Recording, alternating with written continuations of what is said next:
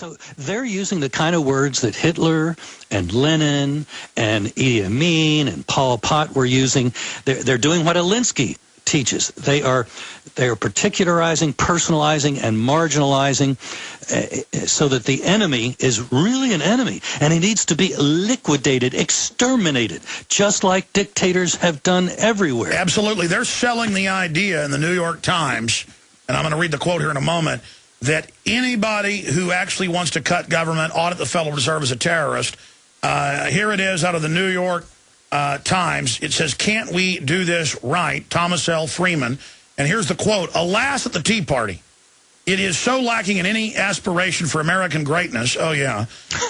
So dominated by the narrowest visions of our country and so ignorant of the fact that it was not tax cuts that made America great.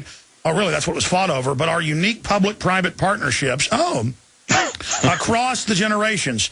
If sane Republicans do not stand up to the Hezbollah faction in their midst, the Tea Party will take the GOP on a suicide mission. No American politician was more allergic to debt or taxes than Thomas Jefferson. But he also, and it goes on from there. But listen, here's the bad news. Debt bill passes Senate, headed to Obama.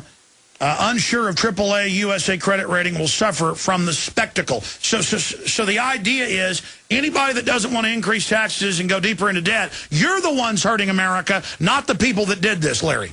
In a sense, I guess we are terrorists. By that very article that you were reading, you can tell he is terrorized. It terrorizes the statists to think that we might take some of their power away and put them into the constitutional box they were intended to stay within.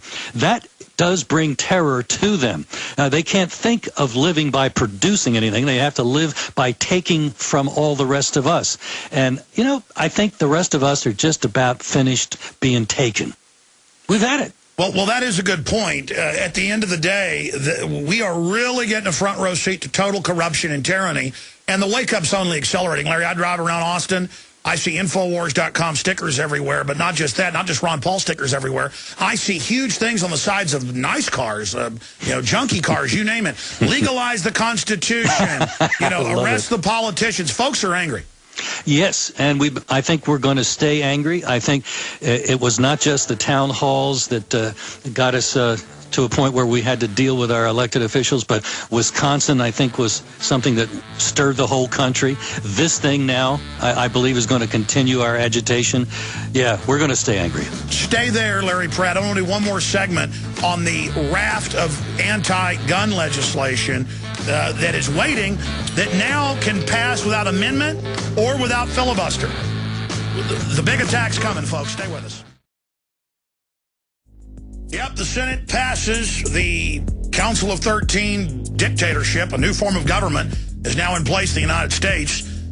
And it's been done in a little lawyerly packaged way to look nonchalant, like it's no big deal, camouflaging how deadly dangerous this Trojan horse is. And now the president is saying that this is just the first step and is set to give a speech. And they've cheered in the House, trillions more in debt. The dollar began plunging again. And gold exploded to an all-time new super high of $1,642.70 an ounce. $1,642 plus dollars. Now, Larry Pratt, in the last 4 or 5 minutes, I want to encourage folks to sign up for your legislative updates. I was driving home at 6 o'clock last night and literally almost ran off the road when I was actually at a red light reading it, but then did get upset driving home and actually shot a video while I was driving and uploaded it to YouTube. When I read your alert, called the office, had them check. Folks can sign up for the free legislative alerts at gunowners.org, or, God forbid, get a membership and actually support the only real, no-compromise Second Amendment group. But continuing, what are the new anti-gun pieces of legislation that folks should know about that now can't be amended or filibustered? Well, they've been talking a lot about putting people that have been on these no-fly lists, terrorist watch lists, people that haven't been adjudicated of anything. This is a law enforcement tool, but now they're saying, well, that's enough to deny somebody their right to keep and bear arms. And there are bills that have been discussed to do just that. Frank Lautenberg, the gun grabber from New Jersey in the U.S. Senate, is a longtime supporter of this kind of thing. And this is the very kind of thing that I can see coming in some little amendment from the Committee of 12. And what are we going to do about it? We can't amend it. We need a supermajority, like passing a treaty, to overturn it. They pretty well got themselves where they can do anything they want.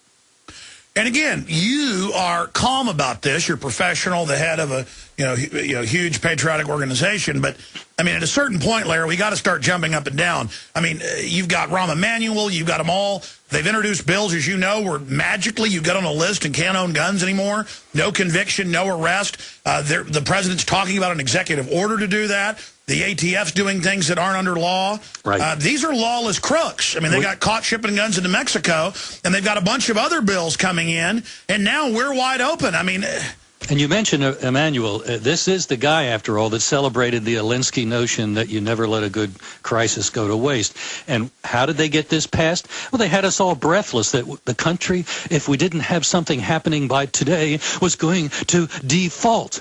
That was a lie. And they continued to use it even after members of Congress explained many times, no, we don't default. We do bring in 60% of what we're spending, and that's more than enough to pay for this stupid interest that we keep racking up with the other 40%. They would not refrain from using the word.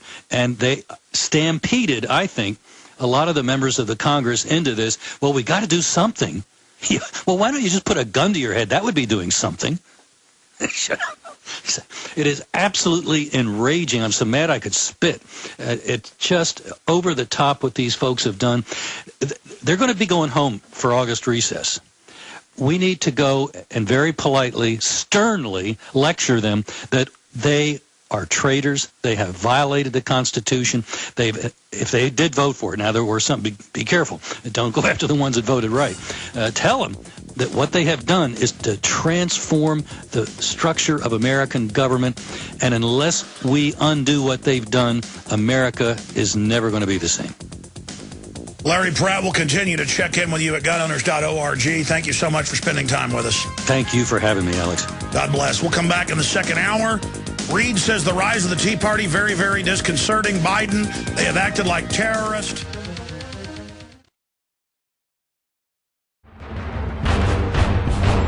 Ask yourselves, what are you doing in this time of great challenge? What are you doing to unlock minds?